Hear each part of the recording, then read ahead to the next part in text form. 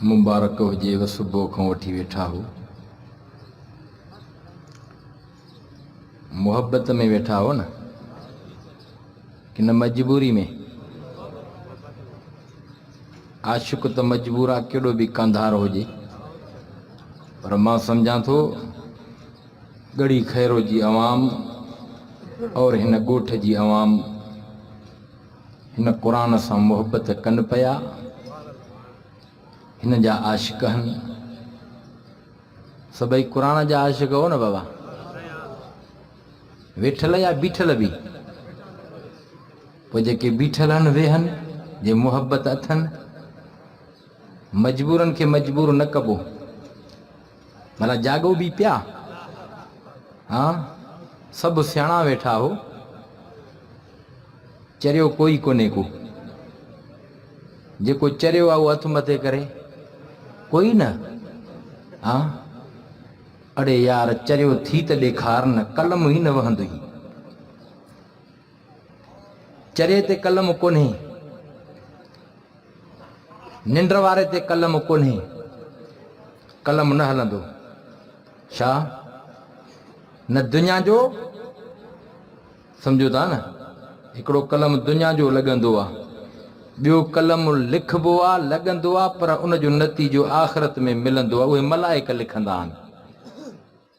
पर निंड वारे जी बि ॻाल्हि मलाइक कोन लिखंदा। जेके बि निंड में वञी फाड़ा मारे थो पियो कोन लिखंदा, गुनाह करे थो कोन लिखंदा।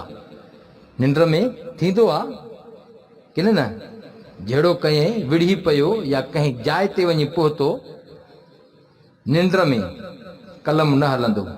तोड़े जो निंड में वात फाड़े करे सॼे घर वारनि खे फिटाए थो, उन्हनि जी बि निंड फिटाए थो। निंड में पियो आहे, घरवारी सां जहिड़ो आहे, हलंदे हलंदे इन हद ते वञी पहुतो आहे, चवंदो पियो आहे तलाक थी तलाक थी तलाक थी, निंड में आहे। मां तव्हां खां थो पुछां, निंड में तलाक ॾिनई, तलाक ईंदी? यार सभु मुफ्ती वेठा हो, सभु चओ था न। हाँ, भला जे जाग में, प्यार में या खार में, हाँ अबा जे प्यार में ॾे थो, खार में ॾे थो, जाग में ॾे थो न, घरवारी साईं खेॾंदे खेॾंदे, सम्झो था न, ख़ुशि तबा थींदे थींदे तलाक ॾिनई, हिकु ॾिनई, ॿी ॾिनई, टी ॾिनई, हराम थी वेंदसि। खार में ॾे या प्यार में ॾे, तलाक अची वेंदी। निंड में ॾे त कोन ईंदी, माना निंड वारे ते कलम न हलंदो, ॿियो ॿार ते कलम न हलंदो। सम्झो था न, सभु सियाणा समझदार अक़लमंद वेठा हो, जागो पिया, नंढड़ा कोन हो। जे नंढड़ा ॿार अॻियां ॿ टे वेठा आहिनि, इन ते मयार ई न आहे न, मयार वॾनि ते ईंदी, पर चरिया न आयो, सभु सियाणा हो। पर जे असली चरिया हो त पोइ त चरे ते कलम हलंदो ई कोन यार, सम्झो था न। चरियो जेको कमु कंदो मलाइक कोन लिखंदा, पर मतलबी चरियो न हुजे। जीअं हाणे हिकिड़ो चरियो आयो, 50 जी ख़बर पवेसि पई, हाँ 10 ॾिनामांसि, वरी 10 ॿिया ॾिनामांसि, चवनि इहो 50 होॾे। हा बाबा, मतलबी चरियो न हुजे, सम्झो था न। अमरा जे मथां फाही जो ऑर्डर अची वियो, वकील चयो सुबुह तुंहिंजे मथां कलम फाही जो आहे। चए पोइ, चए हिकिड़ो पॉइंट सेखारियई थो, जज पुछंदुई, सुवाल कंदुई, बसि उन ते बिहजी वञजांइ, पर शर्त थी। चए कहिड़ो? पैसा हेतिरा वठंदोमांइ। चए ठीकु आहे, ॻाल्हाईंदा आहिनि न साईं वकील। चए ठीकु आहे। चई जंहिंमहिल जज पुछई हे ॾोह तो कयो, वकीलनि खे सभु ख़बर हूंदी आहे, केस हलंदो आहे न। हा, अॻे ई चवंदा बाबा वस वॾा कया, पर केस ज़ोर आहे, सुभाणे तुंहिंजो न ख़ैरु आहे, सम्झो था न। वकील चयो बाबा आख़िरी धकु लॻी वञई, पर ॾसींदोमांइ, पर पैसा एतिरा वठंदोमांइ। चए ठीकु आहे। चए जज पुछई हे ॾोह तो कयो? चइजांइसि यऊं यऊं। थियो बि ईअं वियो, जज पुछेसि पियो हे ॾोह तो कयो आहे? फलाणी जाइ ते ॾोह तो कयो आहे? हे तो कयो आहे? कंदो वञे पियो यऊं यऊं यऊं यऊं। जज चवणु लॻो हे त चरियो वठी आया हो। छॾियोसि बाबा, ॿाहिरि निकिरी आयो, वकील ताड़ में हो। हाणे सिर बचो थी, ॾस मुंहिंजो थी, हाणे बराए महिरबानी पैसा जेके ॻाल्हाया थी ॾे। त वकील खे बि करणु लॻो यऊं यऊं, चढ़े मूंसां बि।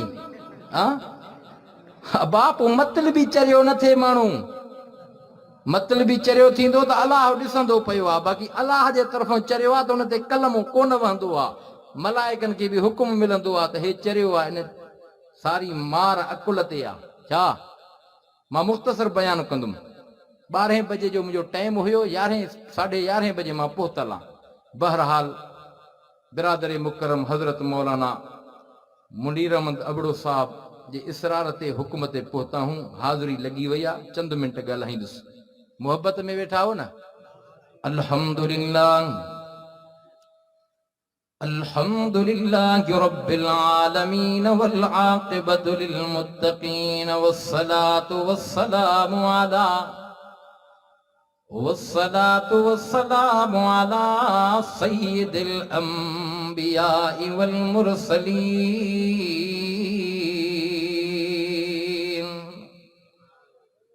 अम्मा बादु फ़अऊज़ु बिल्लाहि मिनश शैतानिर रजीम। बिस्मिल्लाहिर रहमानिर रहीम।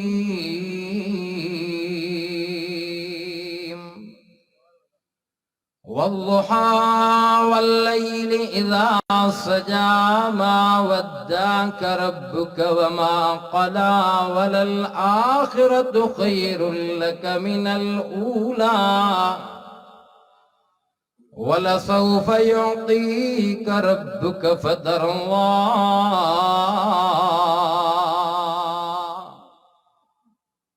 क़ाल अल्लाहु तबारक व तआला फ़ी कलामिल क़दीम वल फ़ुरक़ानिल हमीद।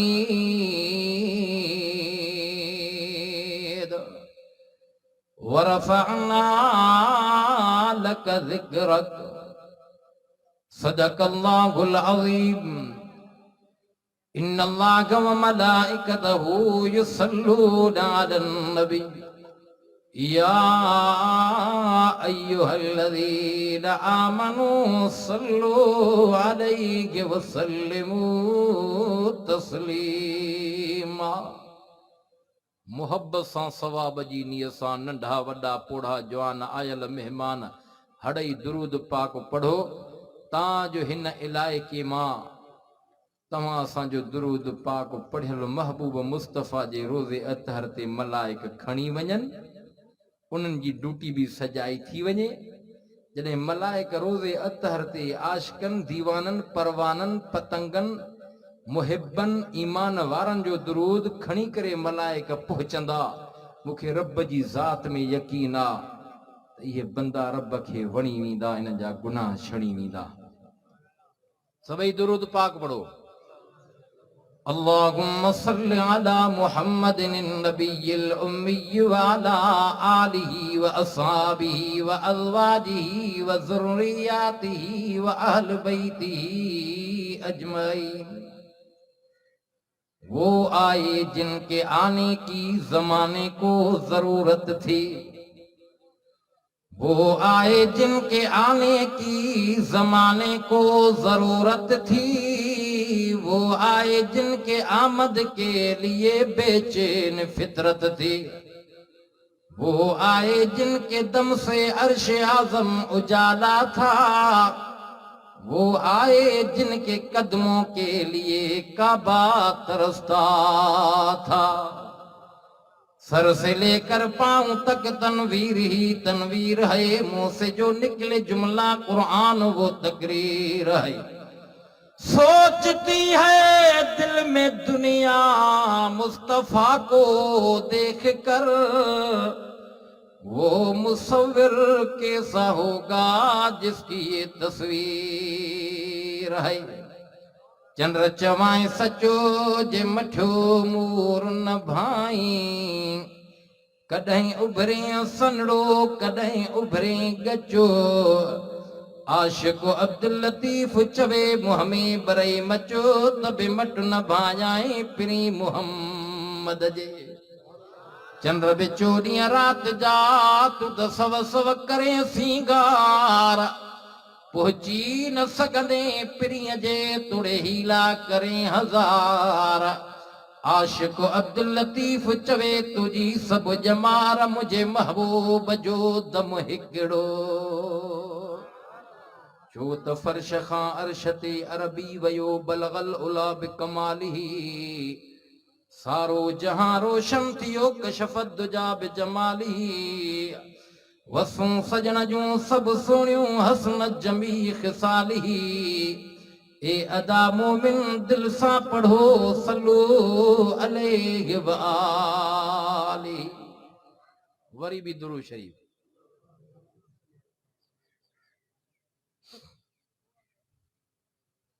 रब पाक जे ला रैब बेअब कलामी मजीद फुरकान हमीद सूरत ज़ुहा जूं चंद आयतूं तिलावत कयूं तम। अजो के हिन अज़ीम शान फ़क़ीदुल मिसाल जलसे जो इश्तिहार जंहिंजो उन्वान जमाले मुस्तफ़ा चओ न सुबहान अल्लाह। माथो फर्म चवां त जीअं मुहम्मद मुस्तफ़ा जमाल में बेमिसाल आ त मुहम्मद कमाल में भी बेमिसाल आ। मुस्तफ़ा जी माना ही चूंडियल आ। मुस्तफ़ा माना ॻाल्हायो। मुस्तफ़ा माना चूंडियल। हाओ 18,000 मखलूकात मझां रब करीम इंसान चूंडिया इंसानन मझां रब करीम वरी आला इंसान चूंडिया वरी उन्हनि आला इंसानन मझां बेहतरीन अजीम आला इंसान चूंडिया उन्हनि आला इंसानन मझां मुहम्मद मुस्तफ़ा रब चूंडियो आ। कमाले मुस्तफ़ा जमाले मुस्तफ़ा हुस्ने मुस्तफ़ा मेराजे मुस्तफ़ा अखलाके मुस्तफ़ा अक़वाले मुस्तफ़ा मोजज़ाते मुस्तफ़ा सीरते मुस्तफ़ा चओ सुबहान अल्लाह। प्रभाग तव्हां सां भला उहो मुहम्मद मुस्तफ़ा रब करीम तव्हां सांखे अता कयो आ। तव्हां सांखे उन जो उम्मती बणायो आ। रब जो तव्हां सां जे मथां एहसान थी पियो आ। रब जो ॾाढो थोरो थी पियो आ। थोरा ई थोरा मूं मथां मालिक जा लाया त लहन कीन की ॻाइण खां गौरा व इन त उद्दू नेमतल्लाह ला तुहसूहा। तॾहिं रब साईं क़ुरान करीम में तोखे मूंखे क़यामत अचण वारनि ईमानदारनि मुसलमाननि खे आगाही ॾींदे फरमायो आ। फरमायईं लक़द मन्नल्लाहु अलल मुअमिनीन इज़ बअस फ़ीहिम रसूलन मिन अनफुसिहिम यतलू अलैहिम आयाति व युज़क्कीहिम व युअल्लिमुहुमुल किताब वल हिकमा व इन कानू मिन क़ब्लु लफ़ी ज़लालिम मुबीन। रब जो फरमाए मोमिनो तव्हां ते थोरो कयो आ। वॾो एहसान रब जो तव्हां सां ते थी वियो आ जो उन रहबर अनवर पैगंबर सरवर साकिए कौसर शाफिए महशर इमामुल अंबिया मुहम्मद मुस्तफ़ा जो तव्हां सां रब उम्मती बणायो आ। मालिक जा एहसान थी विया छो त रब करीम वो मुक़द्दस पंहिंजो कलाम क़ुरान पर तूं कर ध्यान रब रहमान मुहम्मद ते नाज़िल फरमायो आ। ही क़ुरान करीम हेॾे तवज्जो कजांइ रब जो कलाम आ। हे लोहे महफूज़ में रब करीम रखरायो हो। तिलावत फरमाए करे क़ुरान करीम के लोहे महफूज़ वारी जाइ ते रब रखरायो आ। क़ुरान में रब हीअं फरमायो आ। फरमायईं बल हुवा क़ुरआनुम मजीद फी लौहिम महफूज़। आओ रब करीम वॾे कमालात वारो पंहिंजो किताब रब करीम उन आख़िरी नबी इमामुल अंबिया मुहम्मद मुस्तफ़ा जे मथां नाज़िल कई। हा ज़मानो अञा ज़मीन आसमान अञा अल्लाह ठाहियो ई न हो। कुरान करीम जी तिलावत फरमाए लोहे महफूज़ में रखरायो हो। वरी ज़मीन आसमान रब करीम शहन ॾींहंनि जे अंदरि ठाही आ। ज़मीनो आसमान मां बैन दरमियान में रब करीम मखलूक पैदा फरमाई आ। नूरी मखलूक अवल हुई, नारी मखलूक ज़मीन ते आई, ॿी मखलूक भी रब करीम हिन जहान में सजाई आ। पर हीअ ॻाल्हि मां न कई अजाई आ, सारी ख़ल्क़ इंसान जे लाइ, पर इंसान रब जे लाइ। हे आसमान भी इंसान जे लाइ, सिज चंड सितारा भी इंसान जे लाइ, ज़मीन भी आसमान भी जबल भी, हे ढोर ढगा भी दरिया ही मखलूक भी इंसान जे लाइ। काई शइ अल्लाह जे हिकमत खां ख़ाली नाहे। जंहिंते निहारींदे नज़र कंदे सभु इंसान जे लाइ आ, पर इंसान हिकिड़े ख़ुदा जे लाइ आ।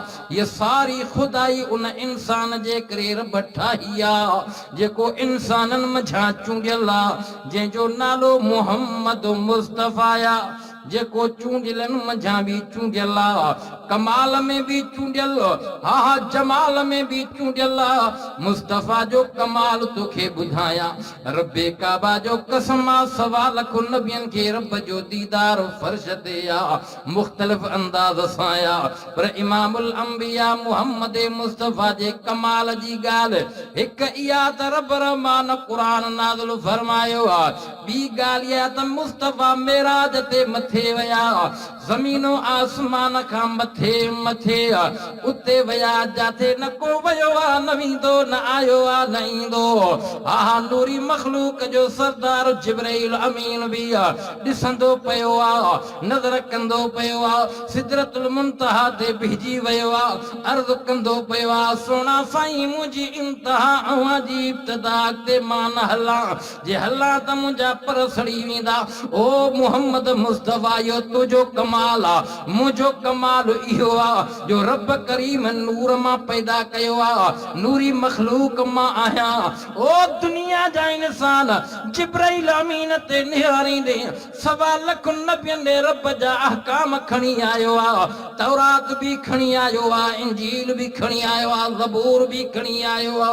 जॾहिं वारो मुस्तफ़ा जो आयो आ, इमामुल अंबिया मुहम्मद मुस्तफ़ा जे मथां रब करीम ये 30 पारा कुरान करीम नाज़िल फरमाए वॾो कमाल थी वियो आ। ओॾे तौरात हिकु वक़्त में, ज़बूर हिकु वक़्त में, इंजील हिकु वक़्त में, पर कुरान करीम हिकु वक़्त में लोहे महफूज़ खां रब करीम लहराए नाज़िल कराए दुनिया वारे आसमान ते रखरायो आ। जिब्राइल जी ड्यूटी लॻराई आ, जिब्राइल ईंदो पियो आ। ख़ुदा जो कसम इहो ई त कमाल आ, हर नबीअ खे जेके भी किताब या अहकाम या सहीफ़ा मिलिया इंतज़ार करणा पिया, मुस्तफ़ा जो इहो कमाल आ, मुस्तफ़ा के इंतज़ार न करणो पियो आ। जे इमामुल अंबिया नूरे जबल ते आ त क़ुरान उते आ, जे इमामुल अंबिया घर में आ त क़ुरान उते आ। ख़ुदा जो कसम आ, मुस्तफ़ा सफ़र में आ, हज़र में आ, घर में आ, जे हिजरत में आ त घार में आ। जिब्राइल अमीन ड्यूटीअ में लॻो पियो आ, रब रहमान जो आसमान खां क़ुरान करीम रब जे हुकुम सां ओतिरो खणी अचनि पिया। कुरान करीम जो नुज़ूल जारी आ। इमामुल अंबिया मुहम्मद मुस्तफ़ा मक्को छॾे हिजरत करे मदीने में आया। ख़ुदा जो कसम आ, जिब्राइल वरे ओॾे ड्यूटीअ में लॻो पियो आ। जे अञा एतबार न अथई त कुरान करीम जे सूरतुनि ते निहारी जाए, के सूरतूं तोखे मकी नज़र ईंदियूं, के सूरतूं तोखे मदनी नज़र ईंदियूं। हीअ ॻाल्हि समुझाए जेके आयतूं या सूरतूं मके में नाज़िल थियूं न, सूरत जो नालो मक्की, जेकॾहिं सूरत मदीने में नाज़िल थी आ, जिब्राइल खणी आयो आ। इमामुल अंबिया फरमायो आ त इहा मदीने में नाज़िल सूरत थी आ, इन जो नालो मदनी लिखो।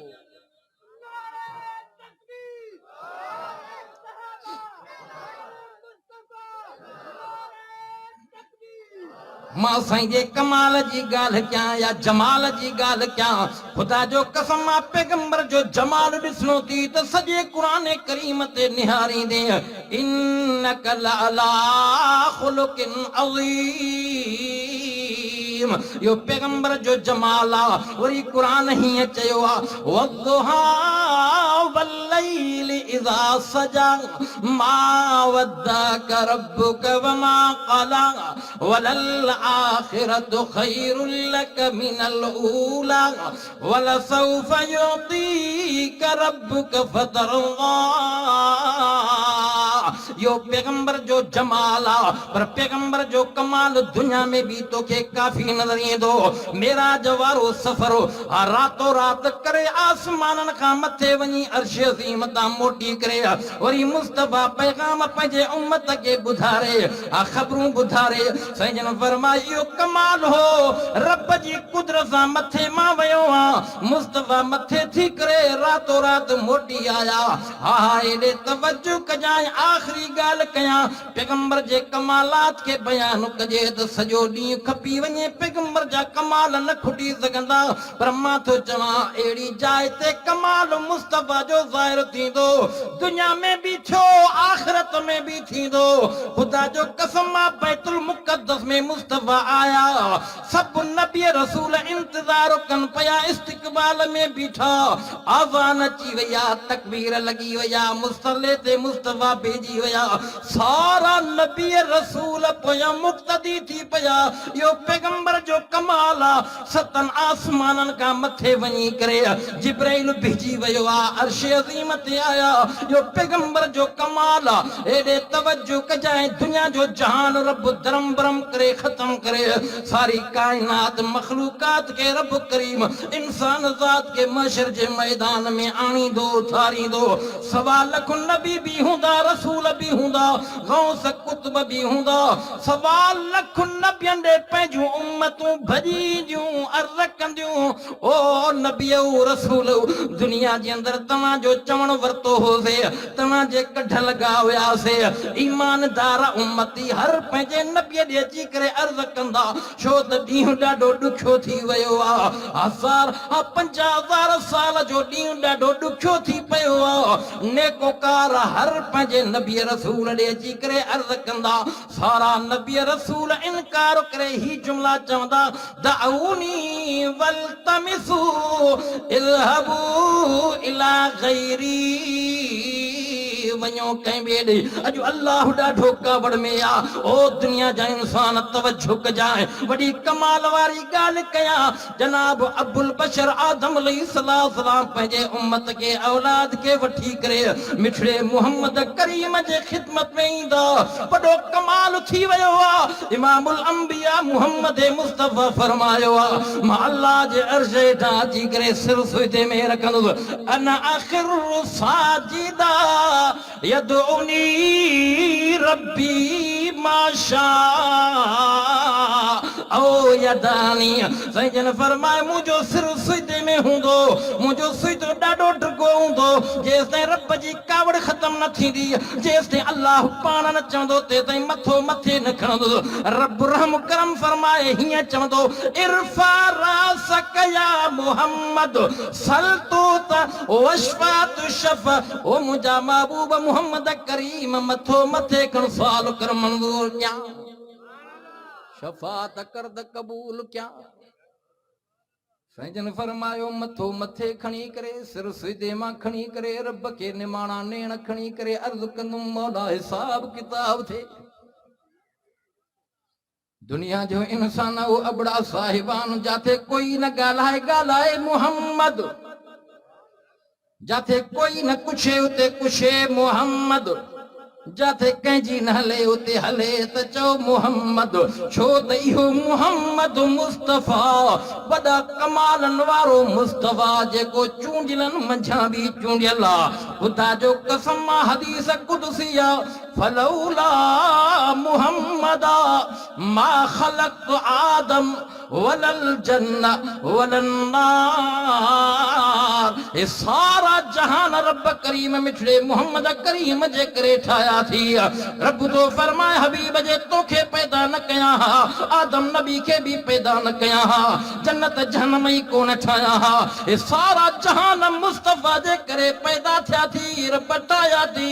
पर क़यामत जे दिहाड़े जाते कोई न ॻाल्हाए सके न चई सके उते चवे त मुस्तफा दुनिया में भी चूंडियला हा जहानन में चूंडियला पर मशर जे मैदान में भी मुस्तफा चूंड जी करे रब के अर्ज कंदा चो सुभान अल्लाह।